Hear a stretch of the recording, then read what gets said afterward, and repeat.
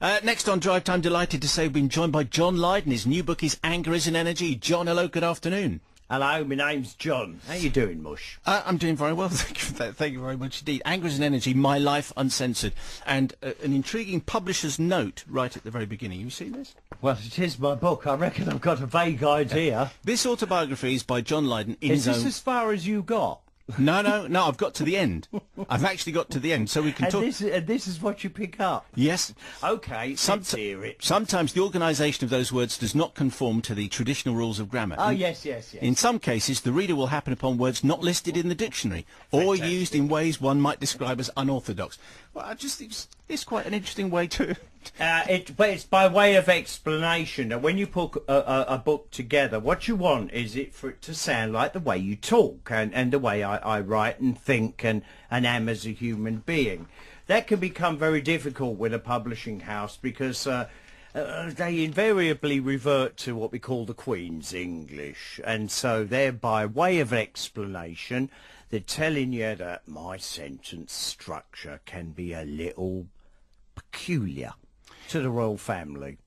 Yeah, actually, and the royal family, just to skip to the end of the book then, just to prove that I actually did get to the end, the royal family come out of it quite well, actually. In fact, you say you've got quite a soft spot for the Windsors. No, I've got a soft spot for any human being that's born into an institution that wraps them up in a hamster cage, quite frankly, and they're supposed to spin the wheel merrily without question till the day they die. I have no resentment for any single member of the royal family. I have problems with the institution, and it's a demand on us that we willingly support this without any say-so at all.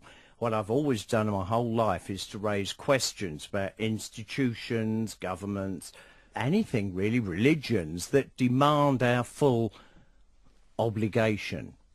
I think with a person like me, you can earn my respect, and once you've got it, it's forever.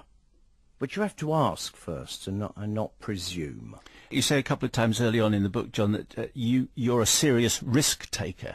That's how you describe yourself. Can you give us an example of that? What do you mean by that? That I'll stand up when I think a thing is wrong.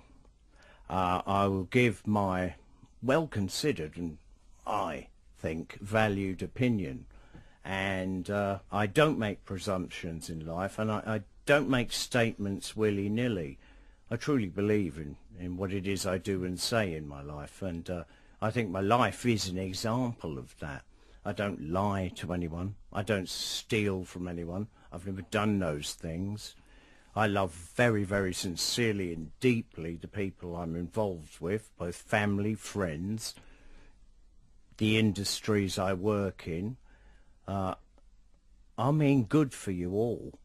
I've spent my life standing up for not only myself but the disenfranchised, which unfortunately is the British working class and all of our shades, creeds and colours therein.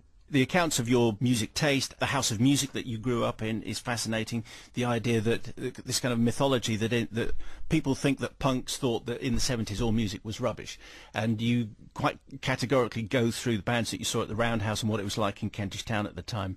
Yeah. And here's the thing: you love status quo. Yeah. This needs to be said. I know, and the BBC banned them. Well, that's not actually true. What was the way you run that? Look, not you particular, but you remember this. It was something like 20 years ago. Somebody decided to throw a taste valve in there and decide that they weren't to be listened to anymore. For me, everything is listenable. I'm open to everything. I always have been. I love everything in music. I really, really do. I love and respect the energy and the bravery it takes to put a record together. No matter how awful, nobody makes a record really flippantly. It involves such hard work. Now, from my point of view, I even double and triple up on that, and I make as absolutely sure as I can that every single word is rightly placed. For me, music is emotion. It's the 7 deadly sins. It's the 7 joys of being a human being.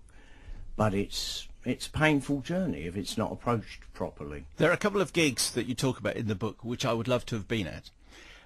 One of which was Chelmsford Maximum Security Prison, which sounds one of the most extraordinary concerts. Can you just explain what that was like? Oh, well, this is early Pistols, Yeah. isn't it? And of course at that time being very, very difficult for us to find anywhere to play. I mean, we were underage, you got to bear that in mind, so we couldn't do any of the pub rock circuit. Blessings, huh? So we'd have to go outside and think outside the box, and Chelmsford Prison. Well, why not? The other gig that you mentioned actually came up on the show a couple of weeks ago. Spandau Ballet have reformed. I'm sure you know about this. Anyway, they were at the Screen on the Green gig in Islington, which you talk about being full of A&R men. Anyway, it turns out half of Spandau Ballet were there to become Spandau Ballet, and you sort of gave them the inspiration to form. Did you know that? That's really nice, isn't it? Hello, me fellow Arsenal fans. How you doing? Yeah. There's quite a lot of Arsenal in this book Yeah, as well. but not to any extent that it's negating your support for any other team. You've got to understand this about me. I was born and raised Arsenal. My dad made sure of that because that's my local manor. And I expect everyone born near any football ground near them to support that team as much as I support mine. Look out for your local neighbourhood first and foremost, and there it goes. And my dad worked on the oil rigs in the North Sea for a little bit, and we stayed in Norwich for a year. So I've got a kind of a fond memory for the Canaries too. I'm going to play some Public Image, and as the title of the book is Anger is an Energy, we thought we'd play Rise. So you say in the book that your soul is basically with Public Image. Yeah, the head and mind was Sex Pistol, because I really had to think about what I was doing. I got the opportunity to be the lead singer in that band, and I took to it. I think kind of quite well. I picked me targets, and I knew what I was going to do with that, but I wanted to do more. Public Image was where I opened up my heart to you and told you what I thought was wrong about not only those institutions from the Pistols, but at this point what I thought was wrong about me. And by doing so, hoping that I'm sharing with all of you out there that you got these problems too. That's it, heart and soul. I may be wrong in this, I might be, Might be right. a square bird in a round hole. Anger is an energy, an extraordinary line which obviously you still feel very proud of, and there it is as the title of the book. Are you as angry still? Are you less angry? Listen, that's the most excellent record, I think. I loved writing that record, and it's obviously got some political connotations to South Africa, but the term itself goes back to when I was 7 years old and had meningitis, and I'd lost my memory, and it took me 4 years to finally remember who my mum and dad were, for instance, or my own name, or even learn how to manipulate my own body, let alone speak. But one of the things the hospital advised my parents to do was to keep me angry, and that would give me the energy to remember who and what I was. It's a positive thing. I've never believed that anger should lead to violence. It can lead to a resolve, internally and externally, for all of us. And if anger is a positive thing, then, as far as you're concerned, are you as angry now as you used to be, or more angry, less angry? How's it? Oh, my God, who's running this country at the moment? I've got every right to be angry, don't you? You live in California, so you can be less angry about it. Hello, this is me roots, babby. I ain't going to leave you anytime soon.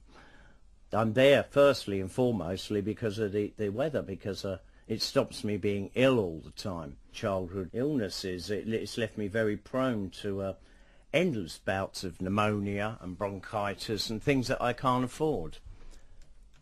But life is better. So I bask in the LA weather, which is, a balmy 74 on the beach, and quite frankly, wouldn't you like some of that yourself? Yes. I mean, it's been very nice here recently. I've had the opportunity to do that, but I worked hard to get it, and here I am. You not forgetting any of you. My family are here. My friends are here. Everything about me is here. Really, it's It's the maypole which I dance around. Does it feel odd to be an American citizen?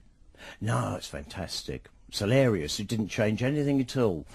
I now carry 3 passports, English, Irish and American. The British passport always gave me the worst because coming back into England every single time was a guaranteed strip search. Then I went for the Irish one and yeah, you can imagine the entanglements. And now I'm a flash yank at Heathrow. And you attribute the fact you were given a hard time going through customs to God Save the Queen? No, I wouldn't. No, I wouldn't say it was that. I would say it was every single thing I ever did or wore. Every breath in me just guaranteed that. I mean, I haven't been an easy person to exist with, have I, really? You know, I do tend to say it like it is at all the wrong times. I've got bad timing. But there's honesty in me, there's integrity in me.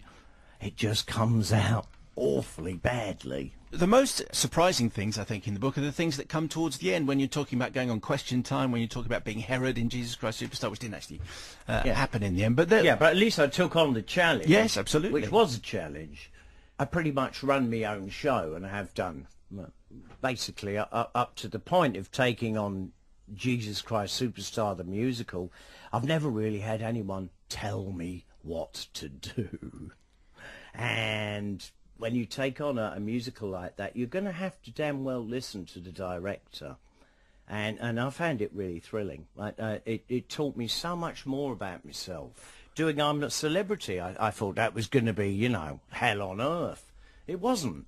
I discovered a great aspect and part of my character that I really do get on well with nature. I did not know that up to that point.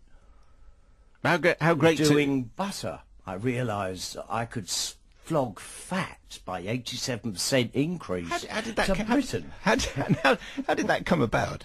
The most anarchistic way possible. I couldn't believe that they offered this to us. You're being silly.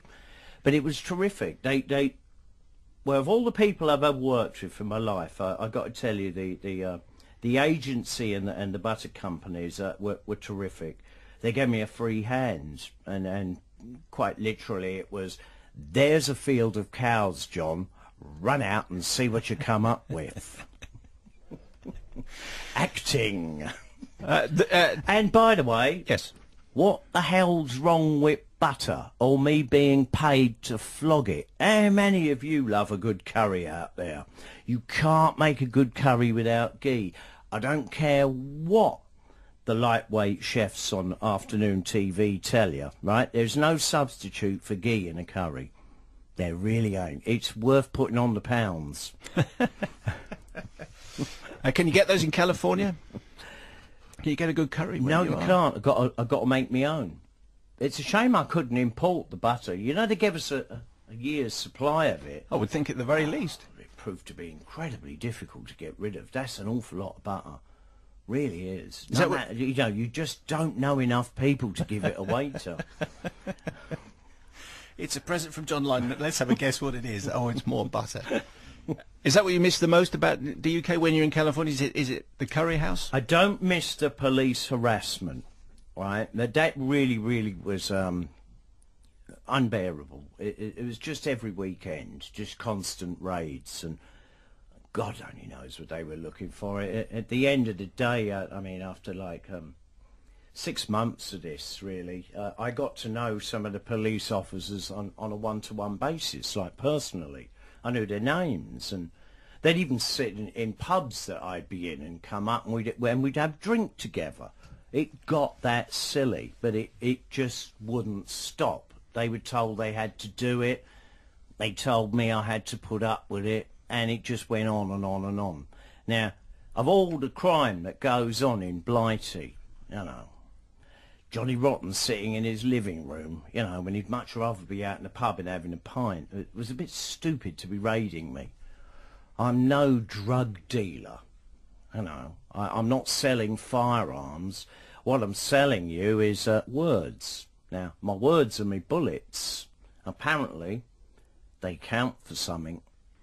But that gets too much, doesn't it? You know. Endless harassment, stupid harassment, and no one in society knows why this thing trundled on and on and on. There are far better people out there to harass. Where do you buy your music from? You can't anymore. You just can't. I can't find it anywhere. Do you download? What I tend to do is, no, I don't. I can't bear anything off the internet. The sound quality's not there.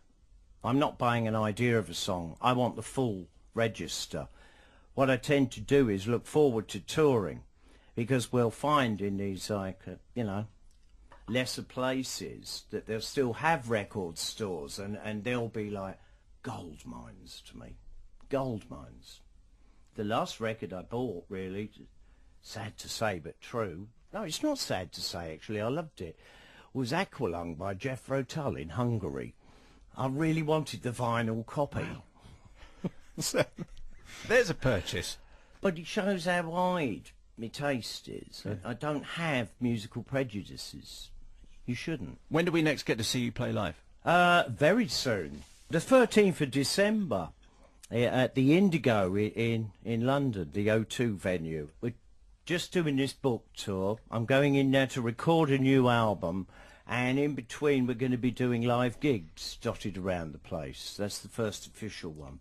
I've taken on a serious workload here, but I know Johnny ain't shy of hard work. If there's any message at all in the book or anything I have to do or say in life, it's hard work don't kill you. Laziness does. John Lydon, we appreciate you coming in. Thank you very much indeed. Supposed to spin the wheel merrily without question till the day they die. I have no resentment for any single member of the royal family. I have problems with the institution. And it's a demand on us that we willingly support this without any say-so at all. What I've always done my whole life is to raise questions about institutions, governments, anything really, religions that demand our full obligation.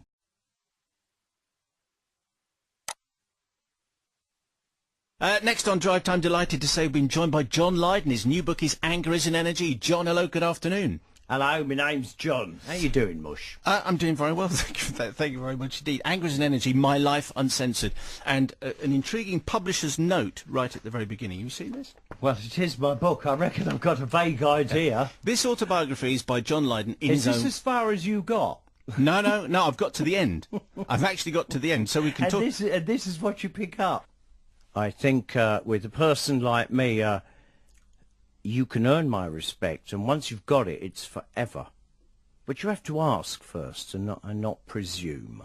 You say a couple of times early on in the book, John, that you're a serious risk taker. That's how you describe yourself. Could you give us an example of that? What do you mean by that? That I'll stand up when I think a thing is wrong. I will give my well-considered and I think valued opinion, and I revert to what we call the Queen's English, and so there, by way of explanation, they're telling you that my sentence structure can be a little peculiar to the royal family. Yeah, actually, and the royal family, just to skip to the end of the book then, just to prove that I actually did get to the end, the royal family come out of it quite well, actually. In fact, you say you've got quite a soft spot for the Windsors. No, I've got a soft spot for any human being that's born into an institution that wraps them up in a hamster cage, quite frankly, and they're supposed... Yes. Okay, let's hear it. Sometimes the organisation of those words does not conform to the traditional rules of grammar. Oh, yes. In some cases, the reader will happen upon words not listed in the dictionary, or used in ways one might describe as unorthodox. Well, I just think it's quite an interesting way to... But it's by way of explanation. Now, when you put a book together, what you want is for it to sound like the way you talk and the way I write and think and am as a human being. That can become very difficult with a publishing house because they invariably